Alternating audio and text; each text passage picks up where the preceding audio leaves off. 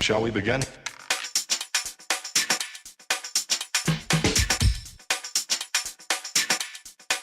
Let's begin now.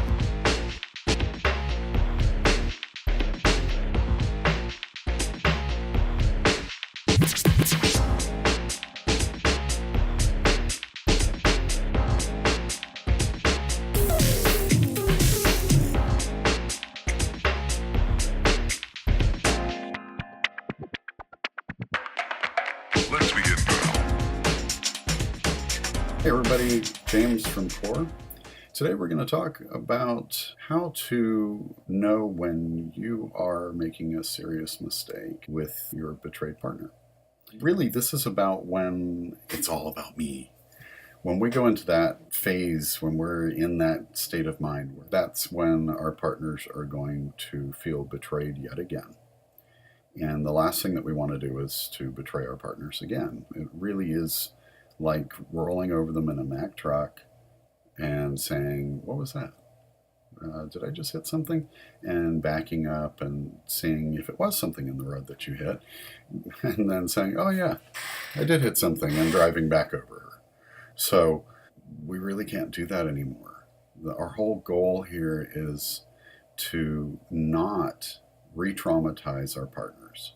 So here's a list of things that you can write down, you can know, that are going to help keep you out of trouble and give you an inkling as to when you're in a state of mind that isn't about the we, about the couple, but is about you.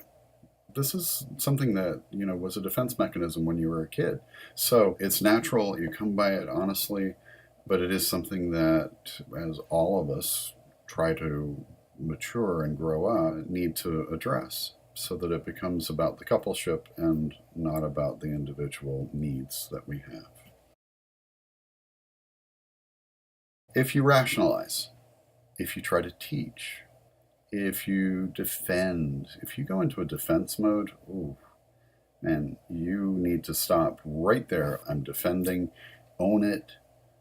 And that's the biggest piece. The faster you own it, and the faster you make an amends for that, and amends is not just, gee, sorry, it's, I'm sorry that I did this.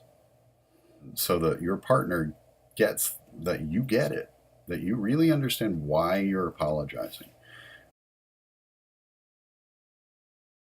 If you have to be right, to be right is an emotional wrong, especially when it comes to partners, because it means that you're not listening, you're not hearing them, you're not hearing their emotions. This is really hard, especially for men, to be able to be comfortable hearing emotions. I mean, it's the last thing that we're comfortable with. That's why we got into compulsive porn watching, why we got into compulsive sex, why we committed adultery, why we got addicted to sex. No matter which one applies to you, all of this applies.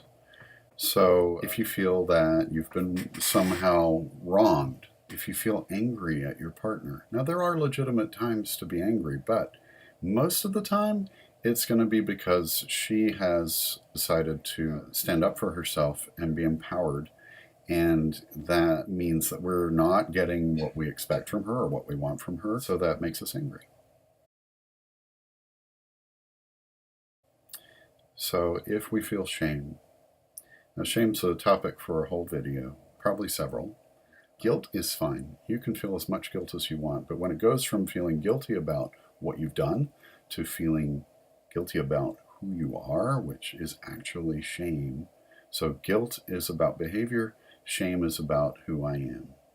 And I feel it in my body, goes from my heart down into my stomach. It's like a lead weight. And that's really important to know how it feels in your body, because you're not always going to get it up here in the cognitive part of your brain soon enough to do something about it. So if you feel it coming, you can actually do something to remove the shame, feel the appropriate guilt, but not go to the shame place. Talking before listening. Yeah. So the old adage, put your brain into gear before you put your mouth into motion. It sounds really simple, and I know it's not. And I know this is going to take you time to be able to learn this. but really important to learn it and to practice it. That's the only way we really learn. Humans learn through repetition. So we just have to keep working at it, keep trying, keep doing the right things. And certainly if you watch enough of these videos, you're going to have a real idea of how to do that. Feeling controlled, feeling limited, feeling unappreciated. Here's a big one. If you get whiny, you're certainly in a regressed or childlike state when you get whiny, which is the all about me state, right? If you feel it's unfair, it's so unfair. Why? Why does she expect so much out of me? I have to be perfect. That's a state of regression. And when we're regressed, we've gone back to a childlike state.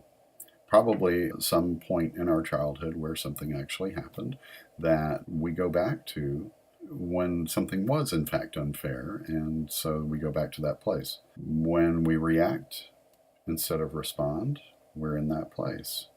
And when we react, nothing good is going to come from it. Our reactions are almost never in line with what we really want to be doing. When we feel really frustrated with our partners or with our own growth, it can affect partners very badly. When we feel put upon, like she's so demanding. No. Truly remember every step of the way that your partner is in the midst of trauma.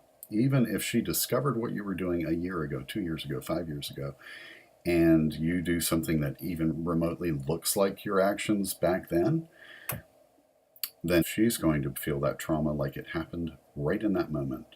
And that's the way trauma works in the brain. There's no avoiding that. While this may sound like we have to be perfect, we don't, but we sure have to try to continually do the right thing, coming from that sense of the we. The we is the coupleship. That's got to be the prime directive. Our prime directive is never to do any harm to our partners again.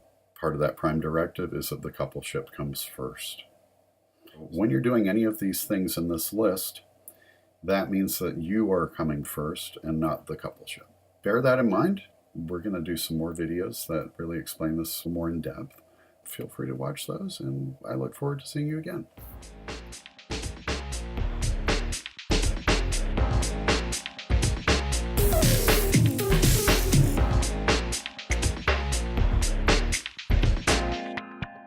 Is that all you got?